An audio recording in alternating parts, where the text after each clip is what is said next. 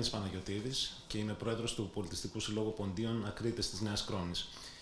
Ο Πολιτιστικός Σύλλογος της Νέας Κρόνης οι Ακρίτες, συμπληρώνοντας φέτος 30 χρόνια ζωής και ενεργού παρουσίας και δραστηριοποίησης στα πολιτιστικά αλλά και στα κοινωνικά πράγματα της πόλης, θεωρεί αυτονόητη και επιβεβλημένη τη συμμετοχή του σε αυτή την εβδομάδα Ευρωπαϊκής Κινητικότητας που διοργανώνεται στον τόπο μας από το Δήμο Δράμας και τις αρμόδιες υπηρεσίες.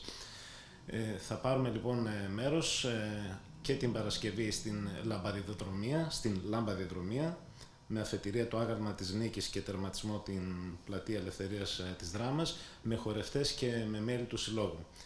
Και βεβαίως το Σάββατο στην μεγάλη μουσικοχορευτική εκδήλωση στην Ανάπλαση θα πάρουμε μέρος με χορευτικό τμήμα αλλά και με μέλη του Συλλόγου, οι οποίοι θέλουν να συμμετάσχουν σε αυτή την μεγάλη εκδήλωση κίνησης, χαράς, συμμετοχής, με τα μηνύματα που θέλουμε να στείλουμε μέσα από αυτή την δράση, και θεωρούμε ότι και φέτος η εκδήλωση αυτή θα στεφθεί με επιτυχία. Με τις μικρές μας δυνάμεις συμβάλλουμε σε αυτή τη μεγάλη προσπάθεια του Δήμου. Ευχαριστούμε πολύ τις αρμόδιες υπηρεσίες που παίρνουν την πρωτοβουλία και δρούν για να πραγματοποιηθεί με επιτυχία αυτή η μεγάλη εκδήλωση, και φυσικά ευχαριστούμε για την πρόσκλησή τους.